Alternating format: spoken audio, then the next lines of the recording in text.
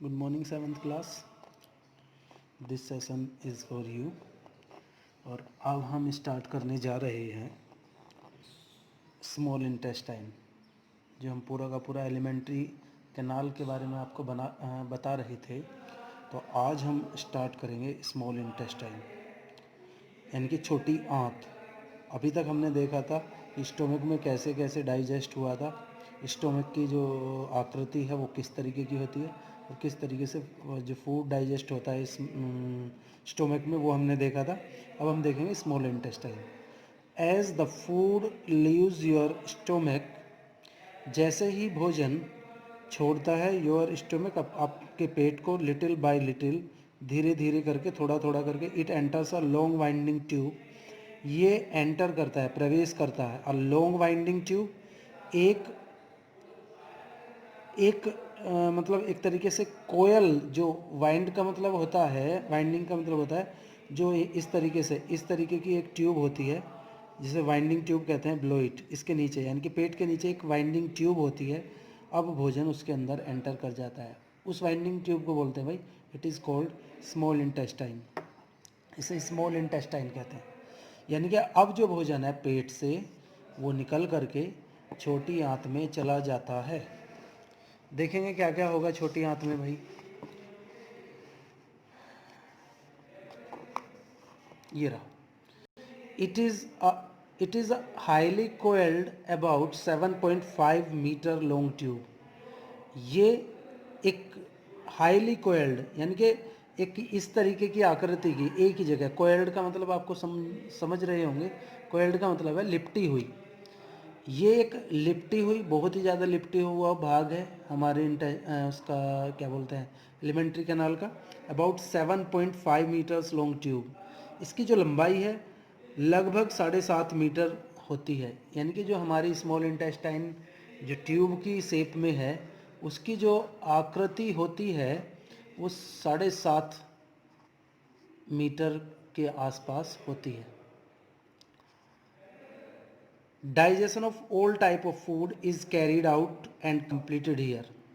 Digestion of all type food, यानी कि हर प्रकार का जो भोजन है उसका डाइजेशन यानी कि पाचन, carried out and completed here, ये भोजन यहाँ पर आता है और उसका पूरा का पूरा पाचन इसी भाग में होता है। स्मॉल इंटेस्टाइन में जो भोजन है हमारा वो पचता है भाई। एक बात, लंबाई जो है स्मॉल इंटेस्टाइन है उसकी चौड़ाई कम होती है लेकिन उसकी लंबाई 7.5। जो लार्ज इंटेस्टाइन है उसकी चौड़ाई ज़्यादा होती है लेकिन लंबाई उसकी कम होती है। नाम में लार्ज है लेकिन उसकी लंबाई कम है, स्मॉल है लेकिन उसकी लंबाई ज़्यादा है, लेकिन उसकी चौड़ाई के अकॉर्डिंग उसका नाम रखा गया। Absorption of digested food also takes place in the small intestine. Absorption of digested food takes place in the small intestine, यानी कि जो भोजन का एब्सोर्शन होता है, अवशोषण, भोजन के अंदर जो एनर्जी होती है उसका जो एब्सोर्शन है वो स्मॉल इंटेस्टाइन के अंदर ही होता है। The absorb food is passed into the blood system, जो एब्जॉर्ब फूड है वो हमारे ब्लड सिस्टम के अंदर पहुंचा जाता है। देखो फूड उसके अंदर नहीं जा सकता लेकिन उसके अंदर की जो एनर्जी है वो सारी की सारी ब्लड के अंदर चली जाती है। Through which the nutrients reach all part of the body, जिसके द्वारा यानी कि ब्लड के द्वारा सारे के सारे न्यूट्रिएंट हमारे बॉडी के हर भाग में पहुंच जाते हैं। ध्यान रखने वाली बात यह है कि सबसे पहले मुंह में पाचन होता है, मुंह में थोड़ा थोड़ा चेंज हो जाता है। जो सलाइवा है हमारे मुंह में, जो जीभ में से निकलती है, वो भोजन को डाइजेस्ट कर देती है। फिर भोजन कहाँ पहुंचता है, स्टोमक में पहुंचता है। स्टोमक में एक HCl, एक एंजाइम निकलता है, वो HCl जो है उसे एसिडिक बना देता है और भाई क्या बोलते हैं उसे, जो बैक्टीरियाज और वायरसेस वगैरह आए हैं उस भोजन में उन्हें मार देता है। अब यहाँ से स्टोमक में जो भी होता है, म्यूकस भी है इसमें, थोड़ा बहुत डाइजेशन भी यहाँ पर हो जाता है। स्मॉल इंटेस्टाइन में भोजन पहुँचता है। स्मॉल इंटेस्टाइन में अभी आप देख रहे हैं क्या क्या होता है। जैसे ही भोजन वहाँ पर पहुँचता है तो सारा का सारा जो पाचन है वहीं हो जाता है। उसका जो भोजन का के अंदर जो एनर्जी है उसका एब्सोर्सन यानी कि ब्लड में मिक्स होना भी इसी पार्ट में होता है। The upper part of the body of the small intestine is known as the duodenum. जो अपर पार्ट है स्मॉल इंटेस्टाइन का उसे डिओडिनम बोलते हैं। Which receives secretions from the liver, जो रिसीव करता है सैक्रेशन स्रावित पदार्थों को फ्रॉम द लीवर, लीवर से, यानी कि लीवर से कुछ एंजाइम्स जो स्रावित होते हैं निकलते हैं, वो स्मॉल इंटेस्टाइन के ड्यूडेनम में प्रवेश करते हैं। एंड द पैनक्रियाज, और पैनक्रियाज में से भी जो एंजाइम निकलते हैं वो भी इसी में एंटर करते हैं। बिसाइड दिस, इसके अलावा the wall of the small intestine also secretes digestive juices. इसके अलावा जो वॉल है स्मॉल इंटेस्टाइन की, उसमें से भी कुछ डाइजेस्टिव जूसेस निकलते हैं और वो भोजन को पचाने का काम करते हैं स्टूडेंट। ओके, आगे चलेंगे, लीवर के बारे में बताऊंगा। Liver is the largest gland of our body. Liver जो है हमारी बॉडी का लार्जेस्ट ग्लैंड होता है। ये जीके के लिए भी इम्पोर्टेंट क्वेश्चन है और यहाँ भी इम्पोर्टेंट क्वेश्चन है कि हमारी बॉडी का सबसे लार्जेस्ट पार्ट कौन सा है। तो लीवर इज़ द लार्जेस्ट, बल्कि ग्लैंड, तो liver is the largest gland of our body, weighing up to 3 kg in adult human, जिसका वजन 3 किलोग्राम होता है एडल्ट ह्यूमन में। लीवर की अगर बात करें, it is reddish brown in colour, ये लाल सा होता है एक तरीके से, या एक ब्राउन कलर का होता है। It is located in the upper part of the abdomen. हमारा जो पेट है, देखो पेट आपके सामने यहाँ पर दिखाया गया है, पेट का जो ऊपरी पार्ट है यहाँ कहीं, देखो इस वाली जगह पर, यहाँ कहीं हमारा लीवर स्थित होता है। Abdomen to the right of the stomach, stomach के राइट तरफ, यानी कि यहाँ पर, ये बुक में आपको लेफ्ट चमकेगा, लेकिन अगर आप देखेंगे ये राइट साइड ही होगी। And immediately blow the diaphragm, और डायफ्राम के नीचे देखो, ये डायफ्राम, ये जो लाइन खींची गई है, ये जो डॉट डॉट वाली लाइन है, ये डायफ्राम है। इसके जस्ट नीचे यहाँ पर स्टोमक है, यहाँ पर पाया जाता है। अगर मैं पॉइंट लगाऊँ तो यहाँ कहीं ये लीवर हमारा पाया जाता है। It perform many important functions, ये बहुत सारे इंपॉर्टेंट फंक्शंस को कंप्लीट करता है। इसके अंदर कंप्लीट होते हैं बहुत सारे इंपॉर्टेंट जो फंक्शंस हैं।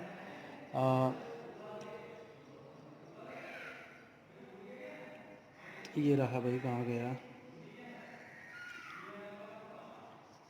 ये रहा। It performs many important functions. The liver product bile which is yellowish green, liver जो प्रोड्यूस करता है वो बाइल को करता है। बाइल को बोलते हैं पित्त को। लीवर के अंदर वो पित्त बनता है विच इज़ येलोइश, जो पीले हरे रंग का होता है। पित्त का कलर आपने देखा होगा, कभी कभी एसिडिटी में बहुत सारा पित्त बनता है, क्योंकि ये जो बाइल है, ये जो चिकनाई वाला है, जो स्पाइसी फूड होता है, उसे सारे को डाइजेस्ट करने का काम करता है bile.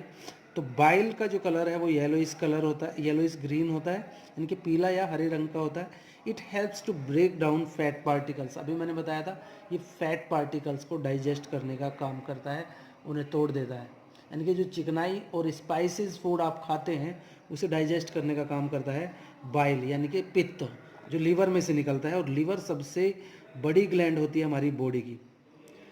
The liver secretes bile juice which is stored in the gall bladder, liver secrete करता है, यानी कि स्रावित करता है बाइल जूस, पित्त रस को, विच इज स्टोर्ड, जो इकट्ठा हो जाता है, इन गैल ब्लैडर, यानी कि पित्त की थैली में इकट्ठा हो जाता है। आपने सुना होगा कि पित्त की थैली भी होती है, तो पित्त की थैली बनाती नहीं है पित्त, बल्कि उसमें इकट्ठा होता रहता है। पित्त बनता कहाँ है? पित्त बनता है भाई लीवर में, और लीवर के अंदर से वो निकलता है और गैल ब्लैडर में इकट्ठा हो जाता है। The bile breaks up fats into tiny droplets, जो बाइल है वो तोड़ देता है फैट्स को, यानी कि चिकनाई है जो हमारे जो घी तेल हम खाते हैं उसे, इनटू टिनी ड्रॉपलेट्स, छोटे छोटे ड्रॉपलेट्स में, that can be digested and absorb more easily. अब जब वो डाइजेस्ट हो जाते हैं तो उसे बहुत आसानी से डाइजेस्ट किया जा सकता है और एब्जॉर्ब किया जा सकता है। द डाइजेस्टिव जूस, थोड़ा सा ऊपर करते हैं, the digestive juice then act on these tiny droplets, फिर डाइजेस्टिव जूस यानी कि पाचक रस एक्ट करते हैं, काम करते हैं उन छोटे छोटे ड्रॉपलेट्स पे, यानी कि वो जो फैट्स के पार्टिकल्स हैं उन्हें छोटे छोटे ड्रॉपलेट्स में चेंज कर देता है। अब डाइजेस्टिव जूसेस उन फैट के पार्टिकल्स को पचा सकते हैं to form simpler compound known as fatty acid, जिन्हें हम फैटी एसिड कहते हैं। छोटे छोटे कंपाउंड बन जाते हैं, यानी कि फैट से फैटी एसिड बन जाते हैं स्टूडेंट। एंड ग्लीसरोल, और ग्लीसरोल भी वहाँ बनता है। Pancreas secretes the pancreatic juice. एक दूसरी जो ग्लैंड होती है हमारी बॉडी में जो हमारे डाइजेशन में हेल्प करती है, it is called pancreas. The pancreas secretes यानी कि स्रावित करता है, निकालता है the pancreatic juice, pancreatic juice that changes, जो बदल देता है स्टार्च को इनटू सिंपल शुगर। यानी कि जो लीवर से बाइल निकलता है, बाइल जूस निकलता है, पित्त निकलता है, वो तो फैट को पचाने का काम करता है एक तरीके से। और जो पैनक्रियाज से पैनक्रियाटिक जूस निकलते हैं वो स्टार्च को पचाने का काम करते हैं, जो हमारे भोजन का मुख्य अवयव। गेहूँ, बाजरा, मक्का, चावल में सभी में स्टार्च होता है, उसे पचा करके वो शुगर में चेंज कर देता है। And protein into simpler compound cold amino acid, और प्रोटीन को एमिनो एसिड में बदल देता है। और जो हमारी बॉडी, जो हम भोजन में प्रोटीन खाते हैं उसे सिंपलर कंपाउंड यानी कि एमिनो एसिड में चेंज कर देता है। ये काम है भाई पैनक्रियाटिक जूसेस का। तो ये आज हमने देखा स्मॉल इंटेस्टाइन में किस तरीके से डाइजेशन होता है और किस किस तरीके से कौन कौन सा वहाँ पर डाइजेस्टिव जूसेस निकलते हैं और काम करते हैं। छोटी आंत में ही यानी कि स्मॉल इंटेस्टाइन के अंदर ही एब्सॉर्प्शन ऑफ फूड होता है। जो प्रोसेस है absorption of food takes place in the small intestine. बल्कि एब्सॉर्प्शन जो होता है विली से होता है। विली जो है स्मॉल इंटेस्टाइन में कुछ फोल्डेड स्ट्रक्चर्स हैं, उंगली की जैसे हमारी फिंगर्स होते हैं उनके जैसी स्ट्रक्चर्स हैं, वो एब्सॉर्प्शन का काम करती है। Thank you very much. Absorption in small intestine. Absorption in small intestine ये देखेंगे। The inner wall of the small intestine, जो इनर वॉल है यानी कि आंतरिक दीवार स्मॉल इंटेस्टाइन के, देखो बाहर की दीवार हो सकती है और अंदर की दीवार। अंदर की दीवार तो समझते होंगे आप।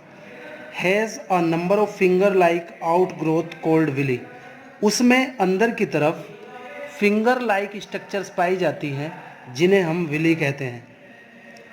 The villi increases the surface area for the absorption, ये एब्सॉर्प्शन के लिए एरिया बढ़ा सकती हैं ऑफ डाइजेस्टेड फूड, और वो डाइजेस्टेड जो फूड है उसके अंदर जो एनर्जी है उसे एब्जॉर्ब कर सकती है लिक्विड फॉर्म में, उस एनर्जी को वो एब्जॉर्ब कर लेती है। Each villus has a network of fine blood capillaries, हर जो विली है या विली के जो सिंगुलर फॉर्म है उसे विलस कहते हैं, हर विलस में एक नेटवर्क होता है छोटी छोटी बहुत बारीक ब्लड कैपिलरीज का, क्लोज टू द सरफेस, जो उस पूरे सरफेस में फैला रहता है। The food substances are absorb, जो फूड सब्सटेंसेस है वो इसके द्वारा एब्जॉर्ब कर लिए जाते हैं, किसके द्वारा? By the villi. यानी कि विली ऐसे पार्ट हैं जो फूड को एब्जॉर्ब करने का काम करते हैं। वे वहाँ पर फोल्डेड शेप में पाए जाते हैं। जैसे ही वहाँ पर फूड पहुँचता है विली के आसपास तो वे फैल जाते हैं, यानी कि उसका सरफेस एरिया बढ़ जाता है, जिससे वो ज़्यादा से ज़्यादा भोजन की जो एनर्जी है उसे अपने अंदर, उसके अंदर क्या है? कैपिलरीज हैं, ब्लड की कैपिलरीज हैं। तो वो जो एब्जॉर्ब फूड है, एनर्जी है, वो जो ब्लड की कैपिलरीज हैं उनके अंदर चला जाता है। एंड देन ट्रांसपोर्टेड, और फिर उसे ट्रांसपोर्ट कहाँ किया जाता है? थ्रू द ब्लड वेसल्स के द्वारा to different organs of the body के डिफरेंट ऑर्गन्स तक उस जो एनर्जी है जो अभी हमने फूड की एब्जॉर्ब की थी हमारी विली के द्वारा, वो कैपिलरीज में आती है। कैपिलरीज से वो वेन्स या क्या बोलते हैं आर्टरीज में चली जाती हैं, और फिर वो जो है उसे पूरे के पूरे हार्ट के द्वारा पूरे के पूरे बॉडी में पंप कर दिया जाता है उस एनर्जी को, और फिर हम काम करते हैं। तो इस तरीके से जो फूड के अंदर जो एनर्जी होती है, जो फूड हम खाते हैं, वो हमारी हर पार्ट तक पहुंच जाती है। इन द बॉडी के अंदर जो एब्जॉर्ब फूड है, देखो ये विली के स्ट्रक्चर से, ये उंगली के जैसी ये विली फोल्डेड है, इस तरीके से फोल्डेड है ये, लेकिन जैसे ही भोजन इसके अंदर जाता है ये इस तरीके से फैल जाती है। अभी किस तरीके से? फोल्डेड है इस तरीके से, लेकिन फिर इन्हें सीधा कर दिया जाए। जैसे आपने कपड़ा देखा होगा, कोई कपड़ा फोल्डेड होता है लेकिन जब उसे हम काट करके बेचते हैं तो वो सीधा कर दिया जाता है। तो इसी तरीके से वो उसका जो शेप है वो बहुत कम होता है, साइज़ कम होता है, लेकिन जैसे ही उसके अंदर एनर्जी या फूड जाता है तो वो एब्जॉर्ब करने के लिए फैल जाती है। Absorb food is incorporated into the cell component, जो एब्जॉर्ब फूड है यानी कि एनर्जी जो है वो कहाँ पर चली जाती है? सेल के अंदर चली जाती है, जो सेल की कंपोनेंट है। This is called assimilation. इस प्रोसेस को हम एसिमिलेशन कहते हैं, यानी कि जो एनर्जी है वो हर पार्ट में, हर सेल में तक पहुंचती है। इस क्रिया को हम, इस प्रोसेस को हम एसिमिलेशन कहते हैं।